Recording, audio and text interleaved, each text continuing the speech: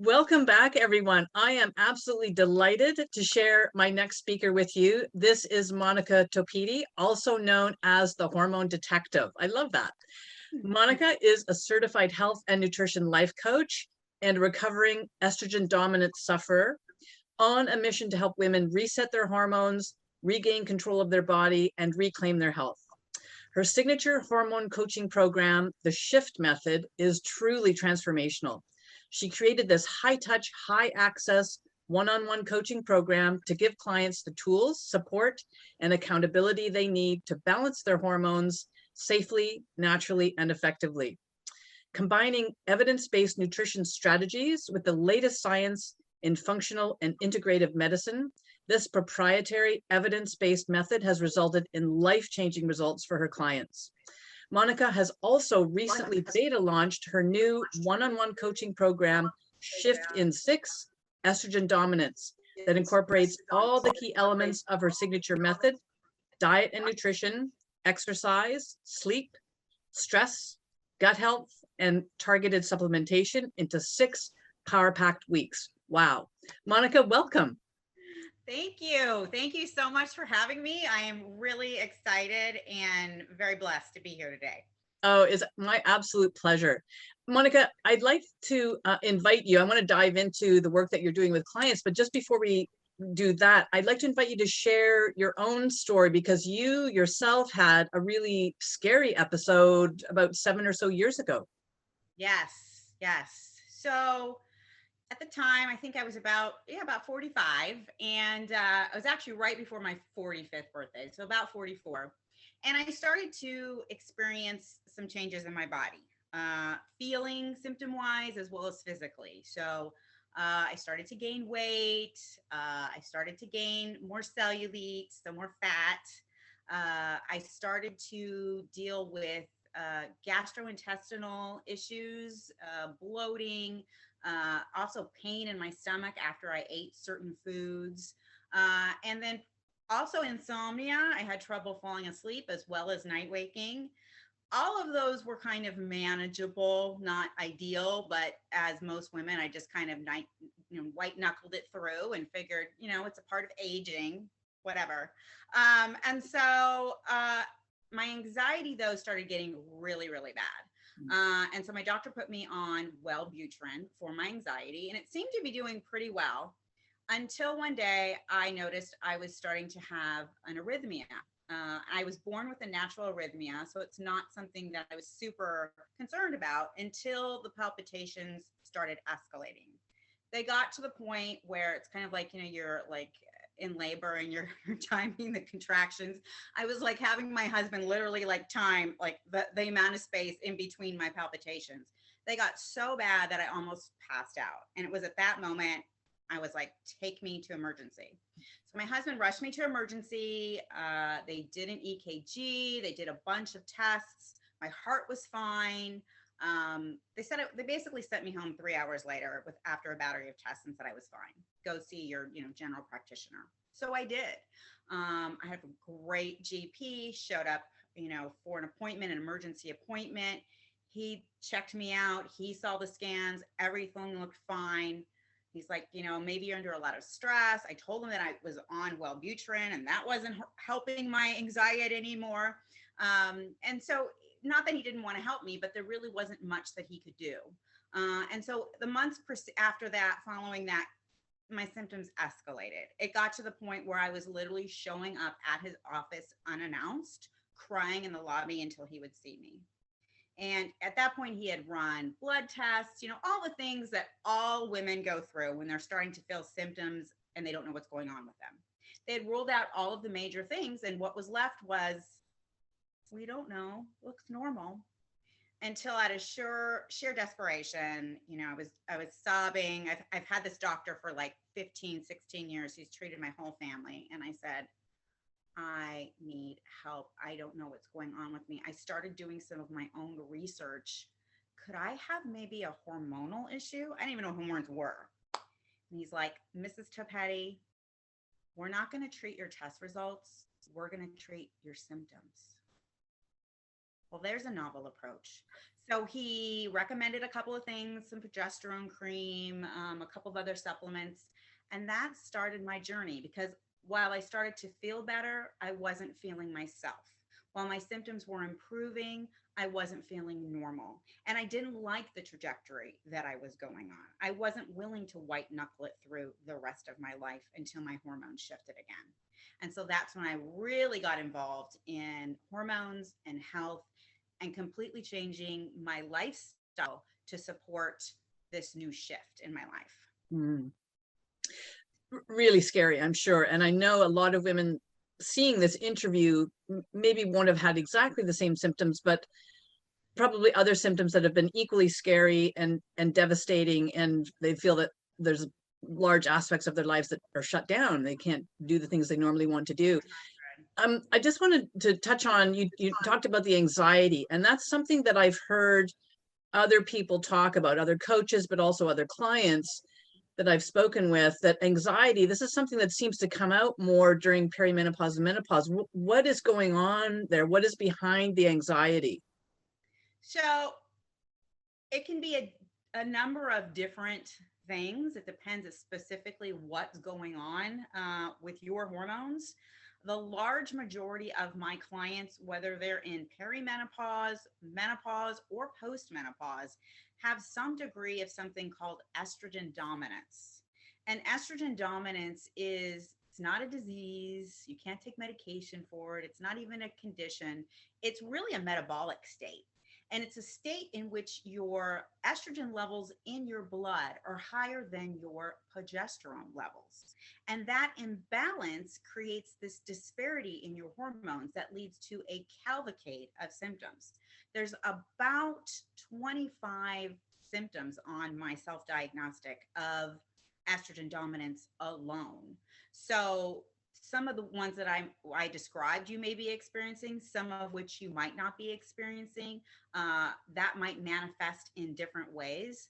There's also a great deal of women who have adrenal dysfunction, and that actually often accompanies estrogen dominance because there's this symbiotic kind of relationship between our body and cortisol and progesterone. So if you have lower progesterone to estrogen, you can have estrogen dominance. And what happens is if you are under a great amount of stress or chronic stress just for over a long period of time, which most women in our age group experience, especially as caregivers in our life, right? What can happen is your body so desperately wants to make cortisol, and your cortisol is so depleted that it goes elsewhere in your body to create cortisol. That's the magic of the human body. The magic is that we can create cortisol from something else in our body. The bad news is that what it does is the body steals progesterone to make cortisol. Mm-hmm. So if our progesterone was low already, now we're really in trouble. And so this can lead to all sorts of mood issues, not just anxiety. It can lead to rage. It can lead to depression. It can lead to anxious depression, weepiness. I was actually reading an article recently, and it turns out that me and Oprah Winfrey have something in common. She actually experienced estrogen dominance with the same symptoms that I did. And, she has access to the very best doctors in the world and the resources to do so. And she went to doctor after doctor after doctor after doctor, trying to figure out what was going on with her. At first, she thought she was having heart issues. And so after she saw a cardiac specialist and ruled that out, she started to go to other doctors. Not until like her 8th doctor did somebody say, you know what, we think you have a hormonal imbalance. So if Oprah Winfrey has to go through all of these hoops to get help, imagine what the average woman has to go through. It's so frustrating. And this is something that I hear a lot as well. And that is that women are not feeling heard or well supported through the medical profession. And that's something I experienced as well. My own doctor told me that the symptoms I kept describing were in my head, which wasn't helpful.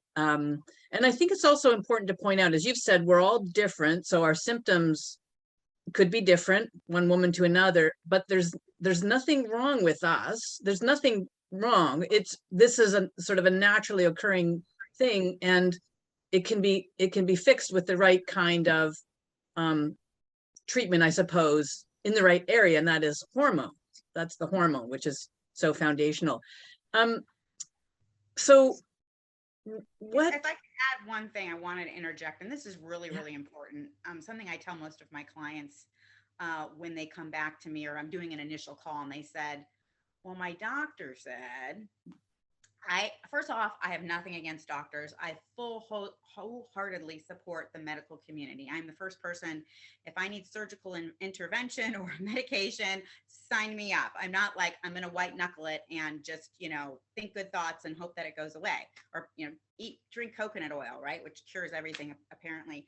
I'm not one of those, crunchy granola people. I believe in doctors. However, I believe that the medical system is failing doctors. The medical system is not equipping doctors properly. Mhm. There is only 20% of all medical schools in the world that offer perimenopause and menopause classes. And that coursework is elective. So most of the people that do take it are in the, gynecology specialty, but 20%, that means 80% of our doctors aren't equipped. Mm-hmm. To make matters worse, they're only given traditional means of dealing with hormonal imbalance. So that's either going to be surgical or intervention, like a hysterectomy or a partial hysterectomy, or that's going to be hormonal intervention, which is going to be hormone replacement therapy or birth control, or that's going to be a band-aid for symptoms like an antidepressant or an anti-anxiety medication. All very important and valuable medications when used correctly, but when they're just a band-aid for an underlying cause, eventually those symptoms are going to exceed what that band-aid is able to cover up. And Mm-hmm. so for many women that can't take hormone replacement therapy because they have a family history of female cancer or blood clotting disorders, that leaves all of those women, think of all of the women who are, either have had or survivors of or have family history of uterine cancer, cervical cancer, breast cancer, blood clotting issues that can't even take hormone therapy. Mm-hmm. And traditional medicine's solution for them is, which to me is just incredibly discriminatory Mm-hmm. towards women. And so there needs to be an escalation in the medical community, I believe, where they're given the tools to be able to help women, because they're still the first line of defense. What happens when you think you have a hormonal issue? The very first thing is you go to your doctor. And when your doctor tells you you're fine, you're normal, you're too young for this, it's in your head. A lot of women just don't know where to go from there. Yeah, it's just so frustrating. So, Monica, how do you work with a woman? So a woman comes to you and she's got these symptoms, she doesn't know what's going on. What's the starting point for you? Where do you begin, and then where do you go from there? Yeah.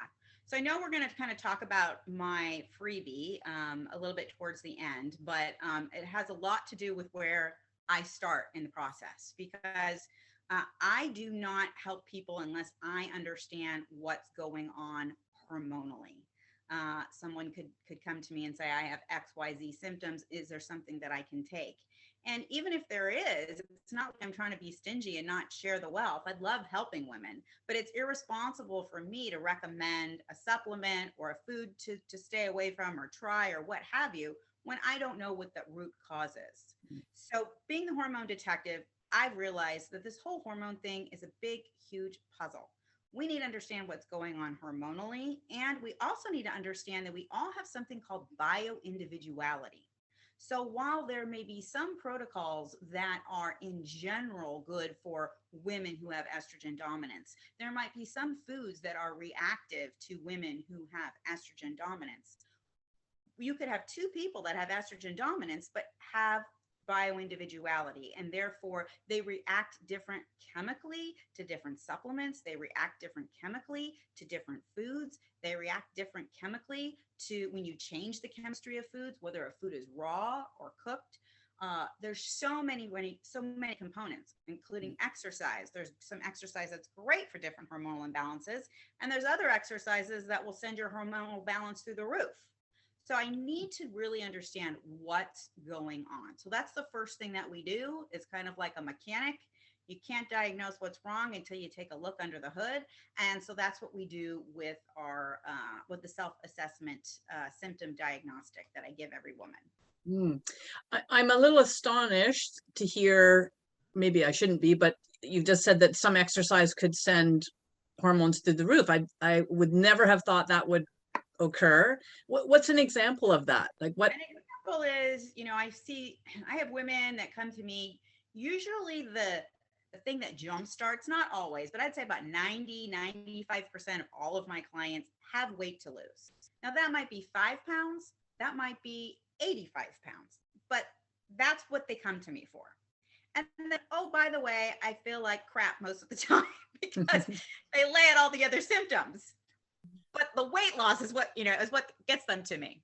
So I'll have women that, for instance, have been in amazing shape and health all of their life. I have women that are former bodybuilders. I have women that are former marathoners, CrossFitters. And then by the time they get to me, they're like, okay, Monica, I'm doing Orange Theory X amount of times a week, and I've cut my calories. I'm on, they're 5'8" and they're on this 1,200 calorie, a day, 1,100 calorie a day diet, and they're doing all of the things. Well, when we do their symptom assessment, it's not surprising that I see that they have adrenal dysfunction. And so what happens in adrenal dysfunction is you have an issue with cortisol. And so the worst thing that somebody with adrenal dysfunction can do is do exercise that puts exercise stress on their body. And the kind of long endurance cardio, like running a 10K, or kind of HIIT, when you do HIIT, like high intensity training or burst training, when you're doing that 45 minutes to an hour a day, 5-6 times a week, that's sending your cortisol into overdrive. And once your cortisol goes into overdrive, your body goes into fat storage mode. It's like you're perpetually in this fight or flight mode. And so it doesn't know when the next thing is going to happen. And so it's like storing up for the winter. It's storing up for the next attack. And so instead of expending fat as energy, you're storing fat as energy.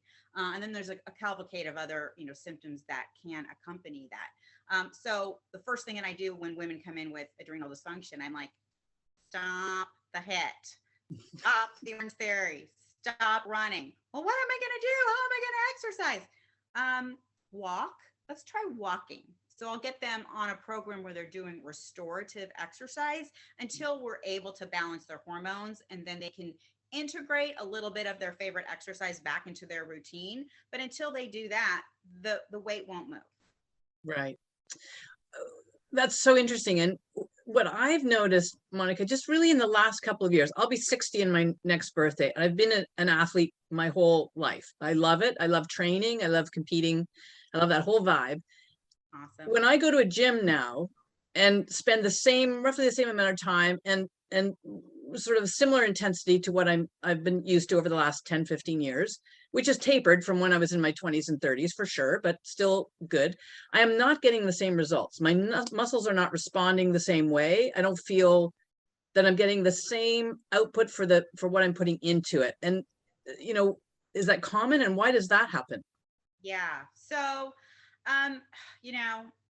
hormones are a tricky wicky thing, and metabolism is also part of the whole hormonal component. And once we start to age, after the age of 40, we lose 1% of muscle mass a year. And that has a direct effect on our metabolism. At the same time, our estrogen is fluctuating, declining and fluctuating. And that can affect a lot of things, not only how our fat is stored, but where our fat is stored. It can also affect how we're able to utilize carbohydrates effectively. And in turn, there's this kind of push-pull going on with doing the same thing that we used to do and expecting the same results. And our needs change, our dietary needs change, and the way that we approach exercise and diet has to strategically change, whether or not we have a hormonal imbalance or not, simply because we are aging and we've reached a certain level where the amount of oxidative stress in our bodies is contributing to the aging process. So we have to look at macronutrients. We have to look at blood sugar stabilization. A lot of my clients have age-related insulin resistance. A lot of my clients, are afraid to resistance train because they still have the mindset that they'll get bulky, or they're not eating enough calories to actually build lean muscle mass.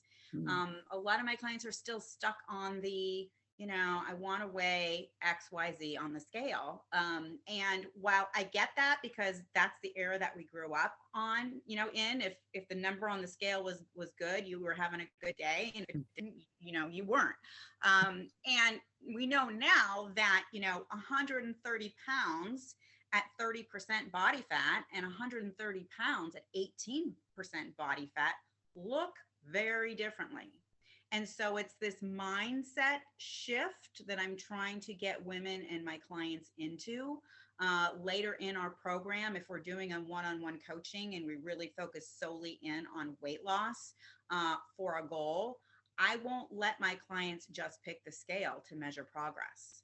I will make them pick a piece of clothing. I will make them pick progress photos. I want them to get away from just seeing a certain number on the scale that does not really reflect accurately what's going on in your body. And as we get older, even if we're working out, because of the fluctuation in estrogen and the way that our body metabolizes nutrients, we are all putting on more visceral fat. And it's this visceral belly underlying fat that also surrounds our organs that is the deadliest fat there is. And so a lot of women will come to me and say, I've always had a flat stomach. I've gained weight, I gain weight in my hips and my butt and my thighs. But now, like, what's with this tire? Like, I can't even zip up, my pants. And to top it all off, we now know that body fat is estrogenic. So if you're dealing with estrogen dominance, again, that could be in perimenopause, menopause, or postmenopause. You can still be have estrogen dominance. The more fat you're storing, the more estrogen you're storing, and therefore the more estrogen dominant you will continue to be. So it's really, really important that we get a hold of our hormones, not just to get a good night's sleep and not just to look great in the mirror, but also to protect our longevity and also our vitality. I'm not interested in living to age 100 if it's going to be a medical experience.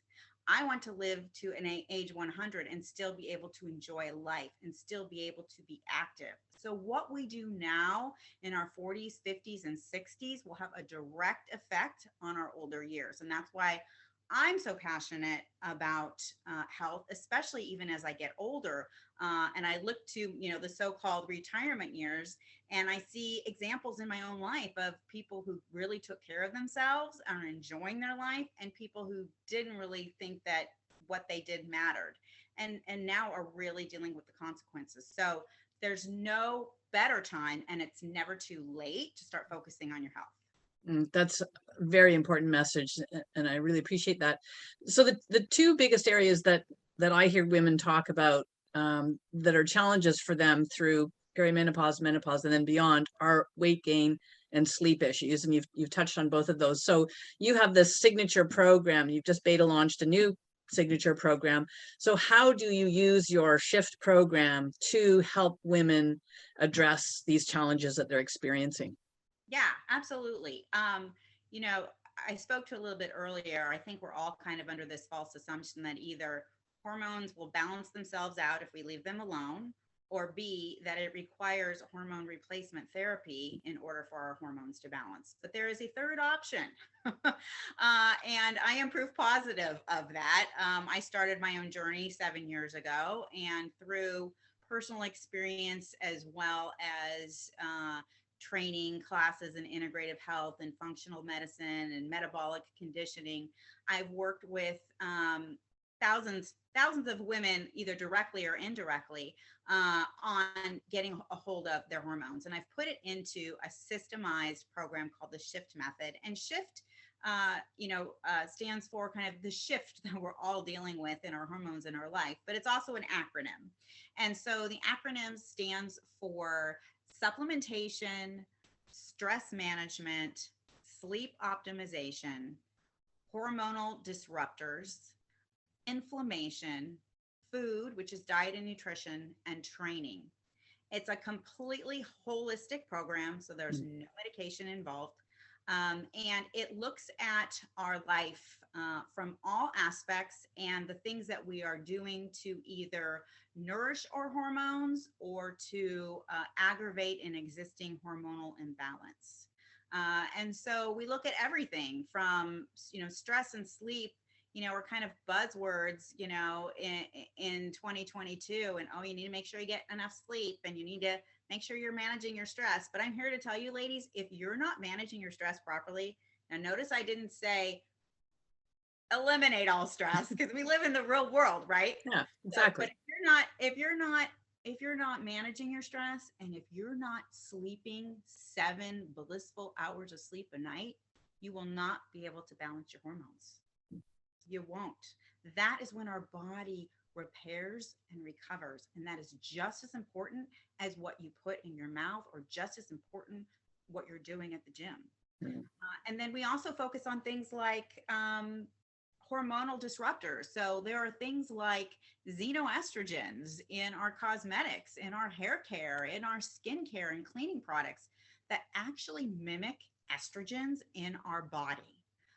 So your favorite, moisturizer could unwittingly be contributing to your issues of falling asleep. I mean, it's crazy, the stuff that's in our stuff. And so just becoming more self-aware of things like that. So you've got environmental stress, you've got exercise stress, and you've got nutritional stress. And nutrition, not going to lie, that is the biggest component of all of this. And it's so important that not only are we removing from our diet those things that are known to be disruptors to our digestive system, our detoxification system, whatever hormonal imbalance we have going on, as well as raising blood sugar levels, as well as contributing to toxins like GMOs or cow dairy or farm-raised fish. But then we're replacing that, right, with foods that are nourishing, that are fat burning, that contain anti-inflammatories, that contain antioxidants, that help balance your hormones and support your hormones. So it's taking out the bad and putting in the good, and then figuring out chemically what works for you. So any nutrition program, in my humble opinion, needs to be 100% customized. I don't sell off-the-shelf programs, even though people ask me, can you give me a program for my hormones?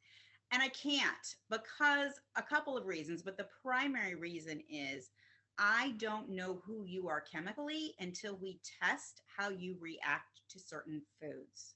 And so I don't want to remove anything from your diet that you have no issues with eating. At the same time, I don't want to recommend you eat certain foods that your body is reacting to. And inflammation can show up in a variety of ways. And so we go through a protocol as we reintroduce foods as part of the nutrition part of the program to see what foods you're reacting to, and then deciding if you're going to eat those foods again, how often you're going to eat those foods again.